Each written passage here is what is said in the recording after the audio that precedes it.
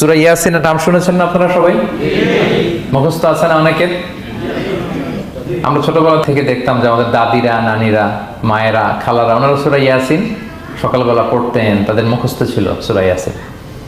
তো সূরা ইয়াসিন দুইটা পারায় একসাথে করে অবস্থিত, 22 এবং 23 পারা। এটা মাক্কি সূরা, ধারাক্রম অনুসারে এটা কোরআনের 36 নম্বর সূরা। এই সূরাটির আয়াত সংখ্যা মোট 83। এই সূরা অনেক ফজিলত আছে, কিন্তু ফজিলতগুলো বেশিরভাগ দুর্বল সনদের। একটা শুধু হাসান পর্যায়ের হাদিস পাওয়া যায়, বাকি সব দুর্বল। তো দুর্বল হলেও সমস্যা নাই, ফজিলতের ক্ষেত্রে দুর্বল হাদিস গ্রহণ করা যায়। কি কি আছে? এক হাদিসে সুনানে তিরমিজির বর্ণনায় রাসূল সাল্লাল্লাহু আলাইহি ওয়াসাল্লাম বলেছেন, ইন্না লিকুল্লি শাইআন কলবান ওয়া কলবুল কুরআনি ইয়াসিন। সব জিনিসের হৃদয় আছে, আর কোরআনের হৃদয়ের নাম হচ্ছে সূরা ইয়াসিন। যে ব্যক্তি একবার সূরা ইয়াসিন পড়ে, সে 10 বার পুরো কোরআন পড়ার সওয়াব পেয়ে যাবে। এটা একটা ফাজিলত। আচ্ছা, আরেক ফাজিলতে আছে, রাসূল সাল্লাল্লাহু আলাইহি ওয়াসাল্লাম বলেছেন, ইকরাউ সূরাতা ইয়াসিন আলা মাউতাকুম। তোমাদের মুমূর্ষদের সামনে বসে সূরা ইয়াসিন পড়ো। মৃত্যু পথযাত্রী এখনই মারা যাবে, অসুস্থ হয়ে পড়ে আছে, তাদের যাতে কষ্ট কম হয়, লাঘব হয়, রাসূল সাল্লাল্লাহু আলাইহি ওয়াসাল্লাম বলেছেন সূরা ইয়াসিন তার সামনে বসে পড়ো। কেন? এটা আমি সামনে বলবো। এগুলো দাঈফ সনদের। হাসান পর্যায়ের একটা মাওকুফ হাদিস আছে, ইবনে আব্বাস রাদিয়াল্লাহু তাআলা আনহু বলতেন যে ব্যক্তি মান ক্বারা ইয়াসিন হিনা ইউসবিহু, সকালবেলা যদি কেউ সূরা ইয়াসিন পড়ে, তাহলে সারা দিনের সব কাজগুলো আল্লাহ তার জন্য সহজ করে দেয়। আবার রাতে যদি কেউ সূরা ইয়াসিন পড়ে, সারা রাতের সব কাজ তার জন্য আল্লাহ তাআলা সহজ করে দেয়। এবং ইবনু কাসির ওনার তাফসির মিন তাজরিবাতিহি, মানে তার এক্সপেরিয়েন্স থেকে, কোনো হাদিস দলিল না, ওনার অভিজ্ঞতা থেকে বলেছেন যে আমি যখনই কোনো বিপদে পড়েছি সূরা ইয়াসিন তেলাওয়াত করার পর আল্লাহ তাআলা ওই কাজটা আমার জন্য সহজ করে দিয়েছেন। তো এখন সূরা ইয়াসিন বেশি বেশি তেলাওয়াত করবেন তো নাকি? ইনশাআল্লাহ। মাশাআল্লাহ, ঠিক আছে। মাক্কি সূরাগুলোর মূল প্রতিপাদ্য বিষয় হচ্ছে তাওহীদ, রিসালাত, আখিরাত।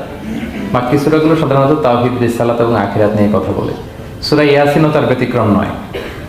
এই সূরার মূল কথা তাওহীদ, রিসালাত এবং আখিরাত। বিশেষ করে পুনরুত্থান, পুনরুজ্জীবন, the concept of resurrection, life after death, মৃত্যুর পরে যে আবার আমরা জাগবো ঘুম থেকে, আবার জীবন হবে, আবার বিচার হবে, এটা বিশ্বাস হয় আপনাদের? হ্যাঁ, মক্কার লোকদের বিশ্বাস হতো না। তারা অবাক হয়ে শুনতো রাসূল সাল্লাল্লাহু আলাইহি ওয়াসাল্লামের কাছ থেকে যে বলে কি, আমরা মরে যাব, পচে যাব, গলে যাব, জীর্ণ শীর্ণ হয়ে যাব, আমাদের হাড্ডি খুঁজে পাওয়া যাবে না, অস্তিত্ব পাওয়া যাবে না, আবার আমরা নাকি জীবিত হব, আবার নাকি উঠবো, আবার বিচার, আবার কি কি বলে মুহাম্মদ। তারা মিলাতেই পারতো না এটা। তো এই জন্য তাদের কাছে দ্য কনসেপ্ট অফ আখিরা, life after death, specially the concept of রেসারেকশনটাকে ক্লিয়ার করার জন্য আল্লাহ তাআলা এই সূরাটা নাযিল করেছেন। তাহলে এই সূরার সেন্ট্রাল থিম, মূল প্রতিপাদ্য বিষয় হচ্ছে পুনরুজ্জীবন বা পুনরুত্থান, মানে আবার যে আমরা পুনরায় উঠবো। বিশ্বাস হয় আপনাদের? হ্যাঁ, এটা কিন্তু মহাসত্য, বিশ্বাস রাখতে হবে আমাদের যে না, মরে গেলে সাময়িক দেখা যায় পচে যায়, কিন্তু আবার আমরা উঠবো। এবং এজন্যই মুমূর্ষু ব্যক্তির সামনে সূরা ইয়াসিন পড়তে বলা হয়েছে। আপনি যখন সূরা ইয়াসিন পড়বেন, তার সামনে কাইন্ড অফ আপনি তাকে বোঝাতে যাচ্ছেন যে আপনি প্রকৃতপক্ষে মারা যাচ্ছেন না, এটা আপনার জীবনের পূর্ণ সমাপ্তি নয়, বরং এটা এই নশ্বর দুনিয়া থেকে আপনার অস্তিত্বের সাময়িক একটা বিদায়। কেউ যে মারা যাচ্ছে, আমার দাদা, আমার বাবা মারা যাচ্ছে, আমরা বিদায় দিচ্ছি, আজীবন হারাই ফেললাম নাকি তারে আমরা? কি সে কি আজীবনের জন্য মিসিং? এটা সাময়িক একটা বিদায়, একটা শর্ট ব্রেক। ওনার অস্তিত্বের এই নশ্বর দুনিয়া থেকে ওনার অস্তিত্বের সাময়িক একটা বিদায়, কিন্তু পরবর্তী দুনিয়ায় তিনি কিন্তু আবার অনন্ত জীবন লাভ করবেন। তার মানে শারীরিক একটা মৃত্যু হচ্ছে, তার রুহের কোনো মৃত্যু নেই, হয় ইল্লিনে নয় সিজ্জিনে। ঠিক কিনা বলেন? আমাদের রুহগুলো কিন্তু মরে না, এটা আল্লাহর অর্ডারে ঢুকেছে, আল্লাহর অর্ডারে বের হয়, হয় ইল্লিনে নয় সিজ্জিনে। বিশ্বাসীদের রুহগুলো ইল্লিনে থাকে, আমাদের রুহগুলো যেন সেখানে থাকে, আমরা আল্লাহর কাছে কামনা করি, আমরা পড়ি আমিন। এজন্যই মৃত ব্যক্তিদেরকে আশাব্যঞ্জক করার জন্য এই সূরাটা, এই সূরার মধ্যে যে কথাগুলো বোঝানো হচ্ছে যে না, আবার আপনি উঠবেন, আবার জীবিত হবেন, আবার আমরা মিলিত হব, বিচারের মুখোমুখি হব, আবার আমরা জান্নাতে একত্রিত হব, আমাদের গেট টুগেদার হবে, আমাদের রিট্রিট হবে। মানে মৃত্যুর মধ্যে আমরা আনন্দ খুঁজে বেড়াই নাকি? হ্যাঁ, মৃত্যু নিয়ে অনেকের কথা ভয়, কিন্তু আমরা তো মৃত্যুই একমাত্র ওয়ে যার মধ্য দিয়ে আমরা আমাদের রবের সাথে সাক্ষাতের গেট ওয়ে। এটা আল্লাহর সাথে সাক্ষাতের প্রথম ধাপ হচ্ছে আপনাকে দুনিয়া ছাড়তে হবে, এছাড়া কি আল্লাহর সাক্ষাৎ পাওয়া যাবে? যাবে না। এই জন্য মৃত ব্যক্তির সামনে আল্লাহর হাবিব সাল্লাল্লাহু আলাইহি ওয়াসাল্লাম রাহমাতুল লিল আলামিন মুহাম্মদ রাসূলুল্লাহ সাল্লাল্লাহু আলাইহি ওয়াসাল্লাম তিনি সূরা ইয়াসিন তেলাওয়াত করতে বলেছেন। তাহলে সেন্ট্রাল থিম ক্লিয়ার সবার কাছে না? এবার আসেন কিছু প্রাইম লেসন, কোর লেসন সূরা ইয়াসিন থেকে আমি সম্ভবত গত বছর আমার ভেরিফাইড ফেসবুক পেজ থেকে আমি 4টা লাইভ সিরিজ করেছি 4 ঘন্টার সূরা ইয়াসিনের উপর। আপনারা শুনবেন এগুলো, খুবই ওয়েল ডকুমেন্টেড ম্যানারে একাডেমিক ওয়েতে আলোচনা করেছি। যাদের সময় আছে শুনবেন এই লাইভগুলো। তো আমি এখন শুধু সার নির্যাসটা প্রাইম লেসন বা কোর লেসনগুলো নিয়ে আসি। 1 নম্বর লেসন হচ্ছে আল্লাহ তাআলা বলেছেন যে কোরআনের আয়াতগুলো একটার সাথে আরেকটা well connected, completely well net, এটা well protected. One doesn't differ the other or contradict the other. কোনো আয়াত আরেক আয়াতের বিপরীতে যায় না, একটা আরেকটার সম্পূরক, পরিপূরক, ওয়েল নেট, ওয়েল কানেক্টেড। এটাই প্রমাণ করে যে এটা কার কাছ থেকে নাজিল হয়েছে? আল্লাহ সুবহানাহু ওয়া তাআলার কাছ থেকে নাজিল হয়েছে। আল্লাহ তাআলা এটাই বলেছেন ইয়াসিন, তারপরে ওয়াল কুরআনিল হাকিম। হাকিম বিমানা মুহকাম, মানে কোরআনের আয়াতগুলো পোক্ত।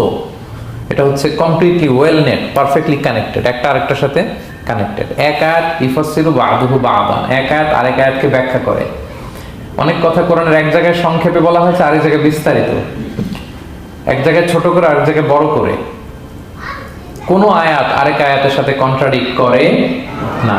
আল্লাহ তাআলা বলছেন আফালা ইয়াতাদাব্বারুনাল কুরআন ওয়ালাউ কানা মিন ইনদি গায়রিল্লাহি লাওয়াজাদু ফীহি ইখতিলাফান কাসীরা। তারা কি কোরআন নিয়ে গবেষণা করবে না? এই কোরআন যদি আল্লাহ ছাড়া অন্য কারো কাছ থেকে নাজিল হতো তাহলে তারা কোরআনের মধ্যে অনেক বিরোধ দেখতে পেত, পরস্পর বিরোধ, অনেক বিরোধ দেখতে পেত। কিন্তু কোরআনের ভেতরে এই পুরো 30 পারায় কোথাও কি এক আয়াতের সাথে আরেক আয়াতের কন্ট্রাডিকশন আছে? কোনো বিরোধ আছে বলেন? না, এটা ওয়েল নেট, ওয়েল কানেক্টেড।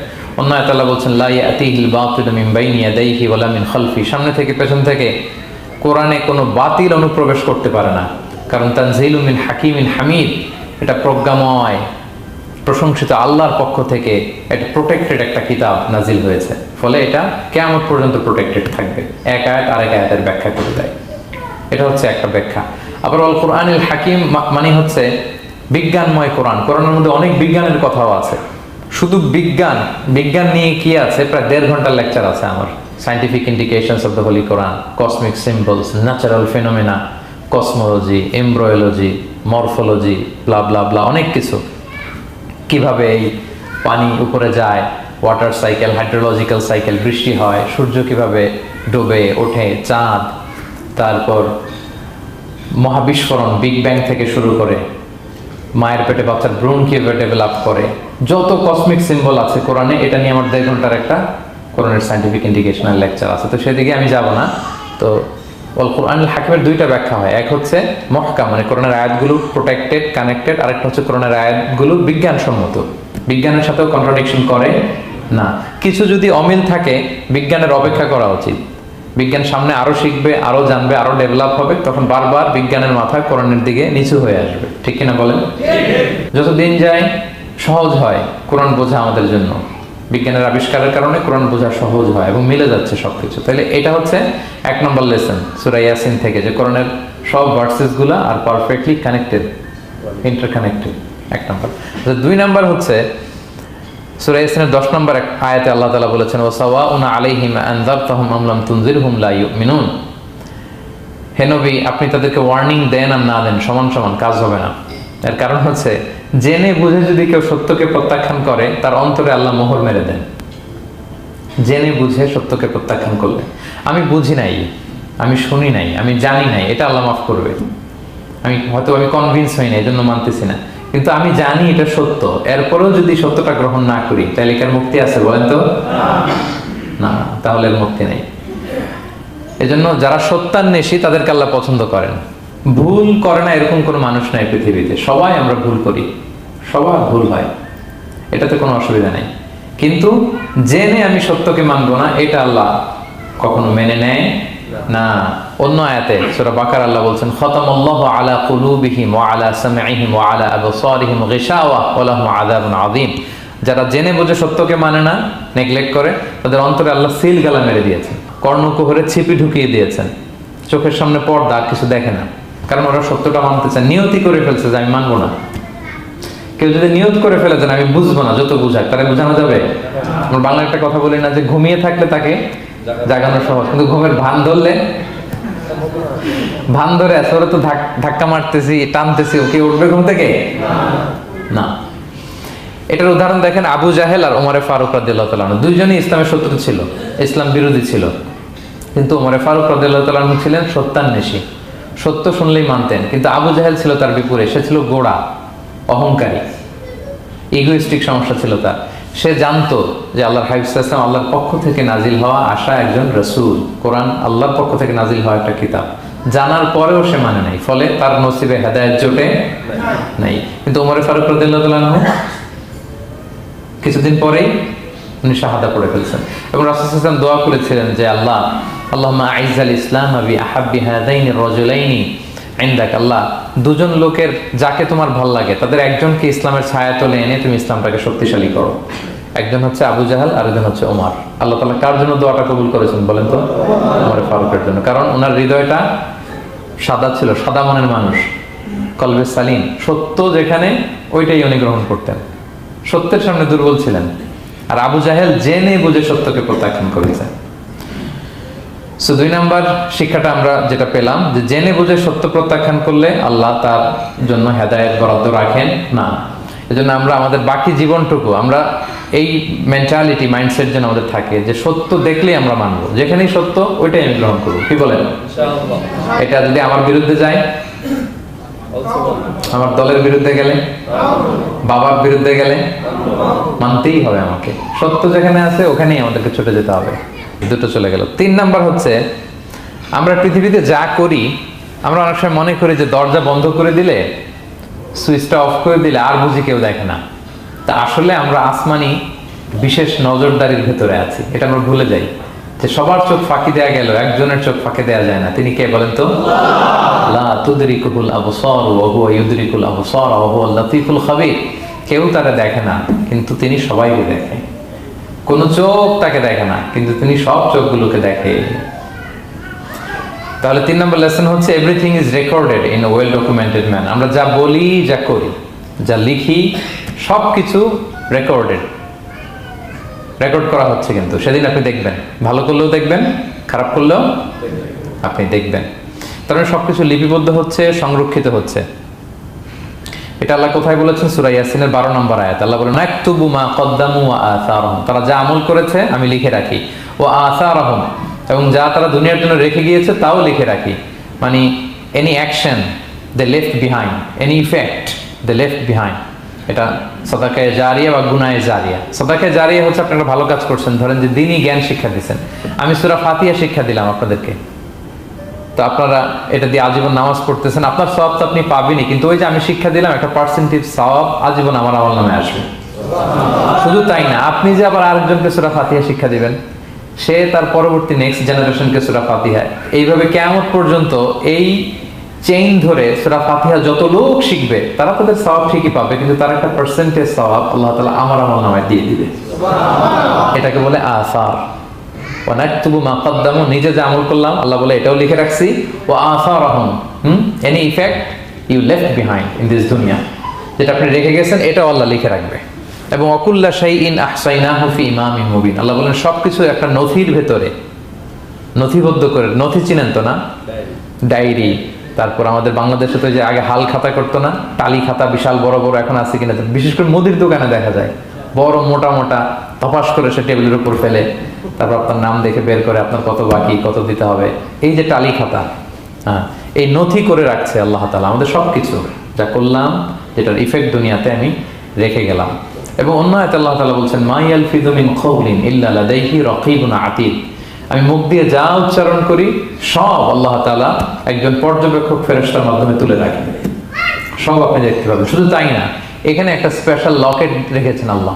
আল্লাহ বলেন ওয়াকুল্লা ইনসানিন আলজামনাহু তায়রাহু ফি উনুকিহি ওয়া নুখরিজু লাহু ইয়াওমাল কিয়ামাতি কিতাবান ইয়ালকাহু মানশুরা, প্রত্যেকের গ্রীবালগ্নে আমি একটা স্পেশাল সিম কার্ডের মতো রেখেছি, যা বলো এখানে রেকর্ড হয়ে আছে, কিয়ামতের দিন আমি সব বের করে দিব। তাহলে পালানোর জায়গা আছে? That means we are under surveillance, হ্যাঁ, 24/7 আল্লাহ তাআলা মনিটর করছেন। এবং এই বিশেষ আসমানি নজরদারি থেকে আমরা কেউই মুক্ত না। তাইলে লাইট বন্ধ করে দিলেন, দরজা আটকায় দিলেন, কেউ দেখে না, না? কেউ যেটা দেখে না সেটা দেখেন কে? আচ্ছা, 3টা জেনে গেলেন। 4 নম্বরে হচ্ছে পৃথিবীতে সব নবীরা এক মিশন এবং ভিশন নিয়ে এসেছে। সব নবীরা লা ইলাহার দাওয়াত দিয়েছে, তাই না?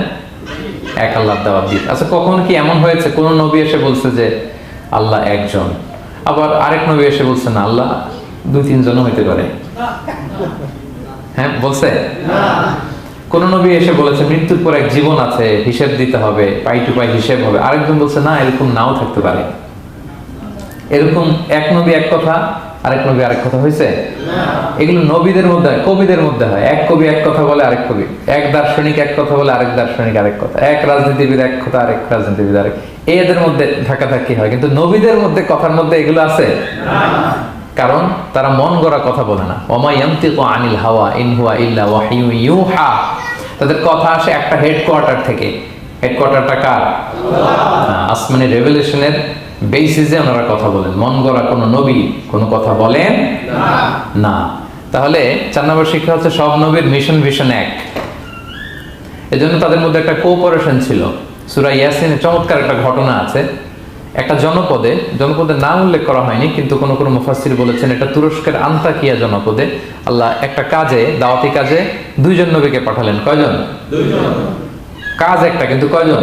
2 জন। এরকম সাধারণত অন্য নবীদের ক্ষেত্রে হয় না, কোরআনে পাওয়া যায় না যে এক কাজে এক জায়গায় 2 নবী, এরকম হয় না। এক্সেপ্ট মুসা আলাইহিস সালাম, ওনার কথা বলার জড়তা ছিল, তো উনি আল্লাহকে বলেছেন আল্লাহ আমাকে যেই তাওরাত দিয়ে পাঠালেন আমি তো কথা ক্লিয়ারলি বলতে পারি না, জড়তা, মামলিং হয় আমার মুখে। আমার ভাই আখি হারুন আফসাহু মিন্নি লিসান, ও খুব ফ্লুয়েন্ট ছিল, আমি নেতৃত্ব দিব, কিন্তু হারুন ভোকাল দিবে, আপনি তাকে নবী বানায় দেন। মুসা আলাইহিস সালামের দোয়ার বদলতে আল্লাহ হারুন আলাইহিস সালামকে নবী বানাই দিয়েছিলেন। 2 ভাই মিলে ফেরাউনের কাছে দাওয়াতি কাজ করেছে। কিন্তু এছাড়া আর এরকম দেখা যায় না যে এক এলাকায় এক কাজে 2 জন নবী, না। এইখানে দেখা গিয়েছে আন্তাকিয়া জনপদে আল্লাহ এক মিশনে কয়জন নবী পাঠিয়েছেন? 2 জন। আচ্ছা, কিছুদিন পরে আরো একজন, তাহলে হইলো কয়জন? 3 জন। এক কাজে এক জনপদে এক এলাকায় মোট 3 জন নবী, কিন্তু এদের মধ্যে কোনো মারামারি নেই। আমাদের দায়ীদের অবস্থা দেখেন তো বাংলাদেশে, মাশাআল্লাহ। আমাদের প্রত্যেক দায়ীদের একই মিশন না? একই মিশন, একই ভিশন, একই লক্ষ্য, একই ডেস্টিনেশন, কিন্তু কত বিভেদ, কত বিরোধ দেখেন।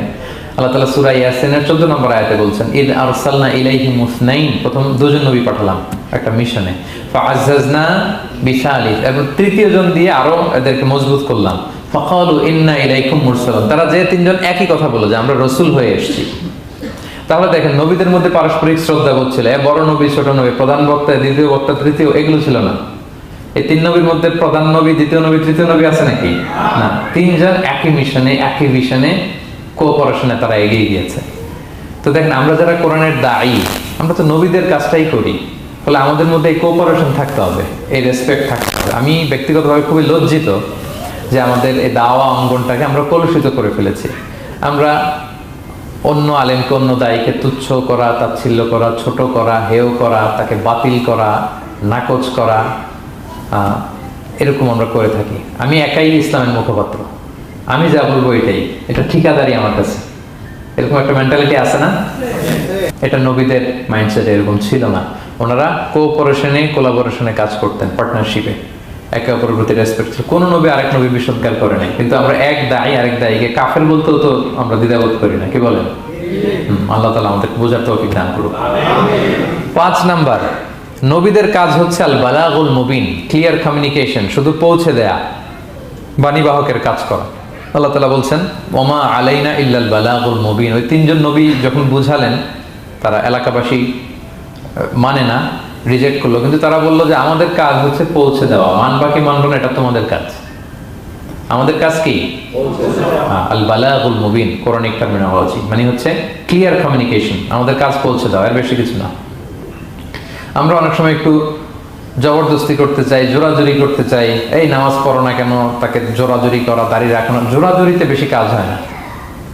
আপনি পাওয়ারফুল মেসেজ দিবেন, ইনফ্লুয়েন্স করবেন, এতেই আল্লাহ হেদায়েত দিবে, কারণ হেদায়েতটা নিয়ন্ত্রণ করেন একমাত্র কে? আল্লাহ। আর কারো হাত নাই, এমনকি নবীও না। কোন নবীও চাইলে কাউকে হেদায়েত দিতে পারে না। আল্লাহর হাবিব সাল্লাল্লাহু আলাইহি ওয়াসাল্লাম মক্কায় মক্কাবাসীদের পেছনে ঘুরতে ঘুরতে পেরেশান। উনি তো রহমতের নবী, উনি ভাবতেছিলেন হায়রে একটু যদি আমার কথা মানতো তাইলেই তো জাহান্নাম থেকে বেঁচে যায়, আরেকটু দাওয়াত দেই, সকালে দেই, দুপুরে দেই, বিকেলে দেই, রাতে দেই। তাদের পিছনে ঘুরতে ঘুরতে রাসূল সাল্লাল্লাহু আলাইহি ওয়াসাল্লাম পেরেশান হয়ে যেতেন। আল্লাহ তাআলা সূরা কাহফে আয়াত নাযিল করলেন, ফালা আল্লাকা বাকিউন নাফসাকা আলা আসারিহিম ইল্লাম ইউমিনু বিহাদাল হাদিস আসাফা। নবী, ওরা যদি শুনতে না চায়, আপনি তো ওদের পিছনে ঘুরতে ঘুরতে পাগল হয়ে যাচ্ছেন বোধহয়, না রেখে দেন, মানলে মানুক, না মানলে নাই। হেদায়েত দেওয়ার মালিক হচ্ছে আমি। ফাযাক্কির ইন্নামা আনতা মুযাক্কির, আপনি শুধু স্মরণ করিয়ে দেন, উপদেশ দেন। লাস্তা আলাইহিম বিমুসাইতির, আপনি বল প্রয়োগ করতে আসেন, আপনাকে দারোগা বানাই পাঠাইনি আমি, আপনি শুধু পৌঁছে দিবেন। এমনকি রাসূল সাল্লাল্লাহু আলাইহি ওয়াসাল্লাম ওনার চাচা আবু তালেবের হেদায়েতের জন্য অনেক ট্রাই করেছেন, কিন্তু হেদায়েত নসিব হয়েছে বলেন? কারণ ইন্নাকা লা তাহদি আহবাবতা ওয়ালাকিন্নাল্লাহ ইয়াহদি মান ইয়াশা। নবী, আপনি যাকে চান তাকে হেদায়েত দিতে পারবেন না। তাহলে আমাদের যারা দাঈ, আমাদের কাজ কি? পৌঁছে দেওয়া। বলেন তো, কাজ কি? পৌঁছে দেওয়া। নাকি বল প্রয়োগ করা, জোরাজুরি করা? মাশাআল্লাহ। 7 নাম্বার লেসন হচ্ছে, এই পৃথিবীর সবকিছু আইন মানে কার? বলেন তো, আল্লাহর। ইচ্ছায় অনিচ্ছায় সবকিছু আল্লাহর আইন মানে, আমরা ছাড়া শুধু। আকাশ, জমিন, বাতাস, বৃষ্টি, মেঘমালা, পাহাড়, সাগর, নদী, সূর্য, চন্দ্র, সব আইন মানে কার? আল্লাহর আইন মানে। সে কথা আল্লাহ বলছেন, ওয়াশ-শামসু তাজরি লিমুস্তাকাররিল লাহা, আমি সূর্যের জন্য একটা গতিপথ দিয়েছি, কক্ষপথ, অক্ষপথ, সে ওইদিকেই ঘুরে, ওরা ঘুরতে বলছে ও ঘুরে, এর কোনো ব্যত্যয় নাই। যালিকা তাকদীরুল আজিজিল আলিম, এটা আমি আল্লাহ ফিক্স করে দিয়েছি। ওয়াল কামারা কাদ্দারনাহু মানাজিলা হাত্তা আদা কাল উরজুনিল কাদিম, আর চাঁদকে আমি 30টা মঞ্জিল দিয়েছি। দেখবেন চাঁদ কিন্তু এক জায়গায় উদিত হয় না, 30 দিনে 30 জায়গায়, পুরো মাস ব্যাপী এদিক থেকে ওদিকে শুধু ঘুরে। এটা আল্লাহ ফিক্স করে দিয়েছে, এটা ওর বিধান। আমাদের জন্য কোরআন বিধান হিসেবে দিয়েছে, আমরা মানি না, কিন্তু প্রত্যেক প্রাণীর জন্য, সৃষ্টির জন্য যে বিধান আল্লাহ ফিক্স করেছেন, ওরা ওইটাই মানে, আর একটু একচুল পরিমাণ ডান ব্যয় করে না। সুবহানাল্লাহ, সুবহানাল্লাহ। সো জগতের সবকিছু আল্লাহর দেয়া বিধান মেনে চলে, কারণ গোটা জগৎটাই তো তার। গোটা জগৎটা কার বলেন? বলে আইনও চলবে তার, আমরা যেন আল্লাহর সবগুলো আইন মেনে চলি। 8 নাম্বার হচ্ছে, এই যে আমরা জান্নাতের কথা শুনি, কিয়ামতের কথা শুনি, আখিরাতের কথা শুনি, একদিন আমরা এটা চাক্ষুষ দেখতে পাবো, তখন আমাদের এই বিশ্বাসটা আরো প্রগাঢ় হবে। মৃত্যুর পরে যে আমাদের লম্বা ঘুম, এই আমাদের নিদ্রা ভঙ্গ যেদিন হবে, সেদিন আমরা সব দেখতে পাবো, চাক্ষুষ কিয়ামতের সবকিছু। সেটা আল্লাহ তাআলা বলছেন, নুফিখা ফিস সূরি ফাইদাহুম মিনাল আজদাসি ইলা রাব্বিহিম ইয়ানসিলুন, ইসরাফিলের সিংহার ফুৎকারে সেদিন সব মানুষ জেগে উঠবে। আপনারা ইসরাফিল আলাইহিস সালামের নাম শুনেছেন? কে উনি? একজন ফেরেশতা। উনি বড় একটা সিংহায় ফুৎকার দিবেন। সৃষ্টির পর থেকে আল্লাহ ওনাকে একটা কাজের জন্য অ্যাসাইন করেছেন, শুধু ফু দিবে 3টা। কয়টা? 3টা। আর কোনো কাজ আছে? না। দ্যাটস ইট, দ্যাটস ইট, শুধু 3টা ফু দিবে, 3 বারে। ঠিক যে মুহূর্তে আপনারা এখন কথা শুনছেন, এই মুহূর্তে উনি ওই ট্রাম্পিট সিংহা নিয়ে আরশের দিকে তাকায় আছে, কখন আল্লাহর আদেশ আসে, 1 সেকেন্ডও যেন দেরি না, চোখের পলক যাতে দেরি না হয়ে যায়, তাকিয়ে আছেন উনি। ফুৎকার দিবে তো কবর থেকে মানুষগুলো উঠবে। মিনহা খালাকনাকুম ওয়া ফিহা নুঈদুকুম ওয়া মিনহা নুখরিজুকুম তারাতান উখরা, এই কথাই আল্লাহ এই সূরাতে বলেছেন। তো মানুষ যখন উঠবে, কারো ঘুম হবে 50 বছর, কারো 500 বছর, কারো 5000 বছর, কারো 5 লক্ষ বছর। পৃথিবীতে প্রথম নিহত হয়েছে কে জানেন? হাবিল। আদম আলাইহিস সালামের ছেলে হাবিল পৃথিবীর প্রথম মারা গেছে। সে, তার ঘুমটা কত লম্বা বলেন তো? সে কত হাজার বছর, লক্ষ বছর বেচারা ঘুমাচ্ছে, হ্যাঁ, তার কবরে। তো এই সব সিংহার ফুৎকার সব কবর থেকে উঠবে। ক্বালু ইয়া ওয়াইলানা মান বাআসানা মিন মারকাদিনা হাযা, কিরে কে ভাঙালো এই লম্বা ঘুমটা? সবাই তো ঘুমাচ্ছিলাম। হাযা মা ওয়া'আদার রহমান, ফেরেশতারা বলবে এইটাই সেই দিন যেটা বিশ্বাস করো না এই দুনিয়াতে। ওয়াজ নসিহত হইলে তো তোমরা মানতা না, বলতা এগুলো কিছু নাই। আজকে সেই দিন। সাদাকাল মুরসালুন, রাসূলরা সত্যই বলেছেন, ওই দিন মানুষ চাক্ষুষ কিয়ামতকে অবলোকন করবে। 9 নম্বর শিক্ষা হচ্ছে, তখন আল্লাহ তাআলা বিচার প্রতিষ্ঠিত করবেন, ওই বিচারে আল্লাহ কাউকে ঠকাবেন না। বলেন তো, আল্লাহর বিচারে কোনো পার্সিয়ালিটি আছে? না। কোনো ঘুষ দেওয়ার সিস্টেম? না। স্বজনপ্রীতি আছে? না। এই কথা আল্লাহ বলেছেন সূরা ইয়াসিনের 54 নম্বর আয়াতে, ফালিয়াউমা লা তুযলামু নাফসুন শাইআ, কোনো জুলুম হবে না। ওয়া তুজজাউনা ইল্লা মা কুনতুম তা'মালুন, যে যা করেছে ওইটারই প্রতিদান পাবে। এমন না যে আপনি করছিলেন খুব ভালো কিন্তু আপনি পান নাই, এটা হবে না। যার যে রিওয়ার্ড পাওয়ার কথা ওইটাই পাবেন, কারণ আল্লাহ জুলুম করেন না। ওমা আনা বিযাল্লামিন লিল আবিদ, আল্লাহ বলে আমি আমার বান্দার প্রতি বিন্দু পরিমাণ জুলুম করি না। ওয়া নাদউল মাওয়াজিনাল কিসতা লিয়াউমিল কিয়ামা ফালা তুযলামু নাফসুন শাইআ, সেদিন আমি ন্যায় বিচারের মানদণ্ড স্থাপন করব। ওখানে একটা চুল ফেললেও এটা ওজন নয়। ফামান ইয়ামাল মিসকালা যাররাতিন খায়রান ইয়ারা ওয়া মান ইয়ামাল মিসকালা যাররাতিন শাররান ইয়ারা। অনুপরিমাণ ভালো করলে ভালো পাবেন। এই যে সে লিল্লাহি তাকবীর বলছে, সওয়াব হইছে না? সে ওই দিন আমলনামায় দেখবে, কি রে অমুক এক মাহফিলের মধ্যে আমি লিল্লাহি তাকবীর বলছিলাম, এইটার এতগুলা সওয়াব। তারপরে এই যে আপনারা আল্লাহু আকবার বলছেন, এতে সওয়াব হইছে না? তো এরকম ছোট্ট ছোট্ট প্রতি মুহূর্তে একজন রাস্তা চেনে না, রাস্তা দেখাই দিলেন, একজন একটা ভালো উপদেশ দিলেন। হ্যাঁ, এইভাবে ছোট্ট ছোট্ট যত ভালো কাজ সব পাবেন, ছোট্ট ছোট্ট খারাপ কাজ সব সেদিন পাবেন, কোনো জুলুম হবে না। আচ্ছা, 10 নম্বর শিক্ষা হচ্ছে যারা জান্নাতে যাবে, জান্নাতের একটা ফিচার হচ্ছে, মেজর ফিচার, জান্নাতে যে জান্নাতীরা যা চাবে তাই পাবে, কোনো না নাই সেখানে, যার যেটা মনে চায়। এটা সূরা ইয়াসিনের 57 নম্বর আয়াত আল্লাহ বলেছেন, লাহুম ফিহা ফাকিহা ওয়া লাহুম মা ইয়াদদাউন। সেখানে অজস্র অঢেল সুস্বাদু মুখরোচক ফলমূল থাকবে। দুনিয়াতে এক ফলে এক মজা, আনারসের মজা তরমুজে নাই, তরমুজের মজা আমে নাই, আমের মজা বাঙ্গিতে নাই, বাঙ্গির মজা কাঁঠালে নাই, কাঁঠালের মজা ডুরিয়ানে নাই। যেইটা খাবেন ওইটা স্বাদ। জান্নাতে এক ফলের ভেতরে 1000 রকমের স্বাদ আল্লাহ ঢুকাই দিবে। আচ্ছা, দুনিয়াতে যে কমলা খান, কমলার ছোলা খান, হ্যাঁ, ডাব যে খান, ডাবের ছোলাটা খান, শুধু পানি। ওইখানে ডাবের চেয়ে আর ডাবের ছোলা মজা লাগবে। কমলার চেয়ে কমলার ছোলা হবে আরো সুস্বাদু। মানে ওইটার ফিচারের সাথে দুনিয়ার ফিচারের কোনো তুলনাই হয় না, নো কম্পারিজন। যা চাবে তাই পাবে।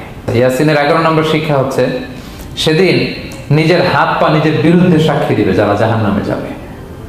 কারণ জাহান্নামীরা বলবে না আল্লাহ করি নাই, তোমার ফেরেশতারা ভুলে লিখছে, আল্লাহ আরেকজনের আমলনামা আমারে দিয়ে দিছে, এই অনেক ধরনের অজুহাত।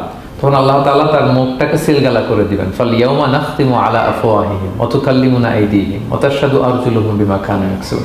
আল্লাহ বলে তোমার মুখ আমি সিলগালা করে দিলাম, হাত কথা বলবে, তখন পা সাক্ষী দিবে কোথায় যে পাপটা করছেন।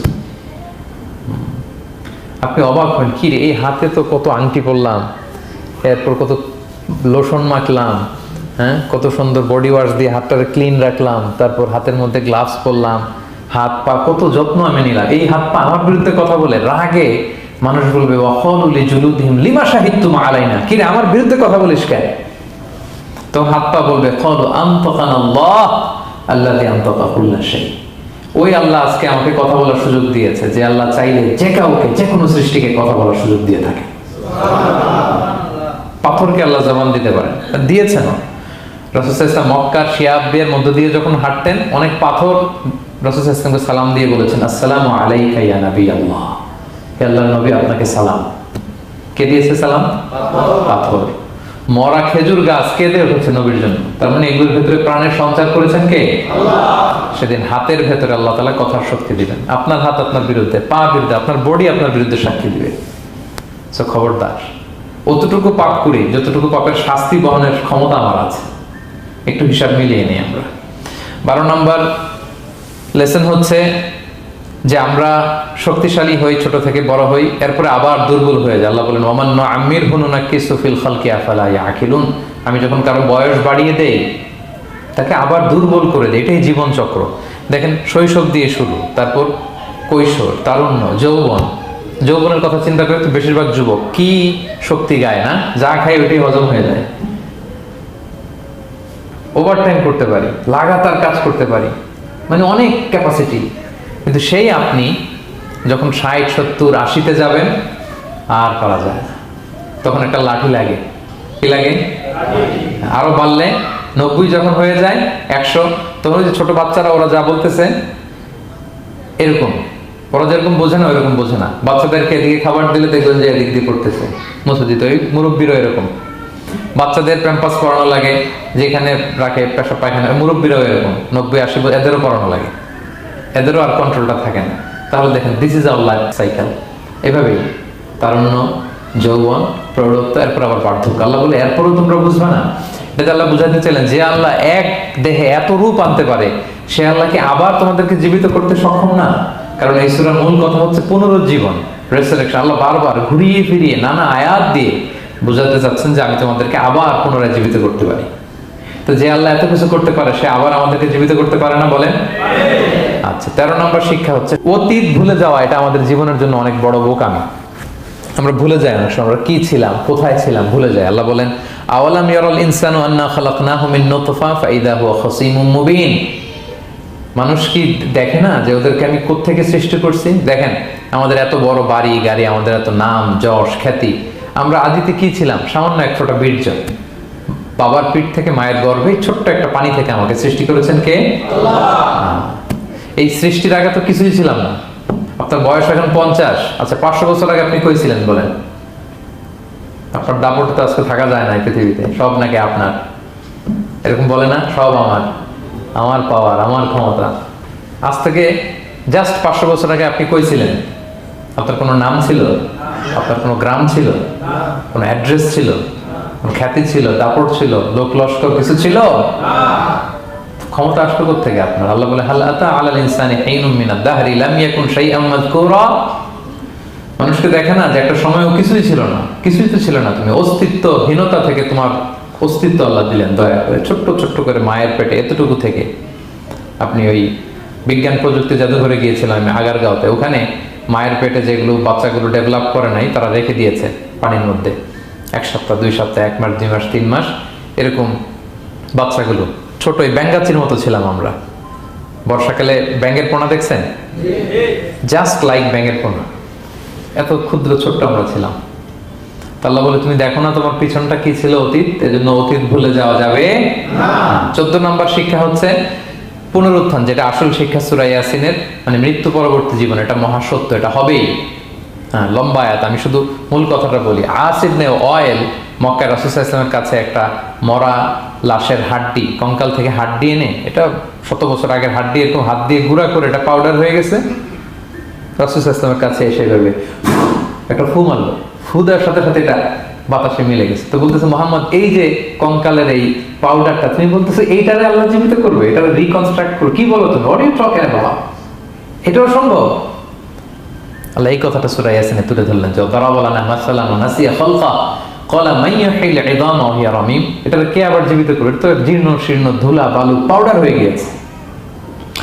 আল্লাহ বলেন, কুল, নবী আপনি ওয়াইলকে বলেন, ইউহিহাল্লাযী আনশাহা আউওয়ালা মাররা। ওই আল্লাহ সৃষ্টি করবেন যে এটারে প্রথমে বানাইছিলেন। এটার তো অস্তিত্ব ছিল না, অস্তিত্বহীন থেকে যখন আল্লাহ বানাইতে পারেন, এটা মরে যাওয়ার পরে তারে আল্লাহ আবারও বানাতে পারবেন। ঠিক কিনা বলেন? আচ্ছা বলেন, কোন জিনিস প্রথমে বানানো সহজ না দ্বিতীয়বার বানানো সহজ? দ্বিতীয়বার, তাই না? তো প্রথমেই যেহেতু আল্লাহ আমাদেরকে বানাই ফেলতে পারছে, মরে গেলে গলে গেলে পচে গেলে দ্বিতীয়বার বানানো কেন কঠিন হবে?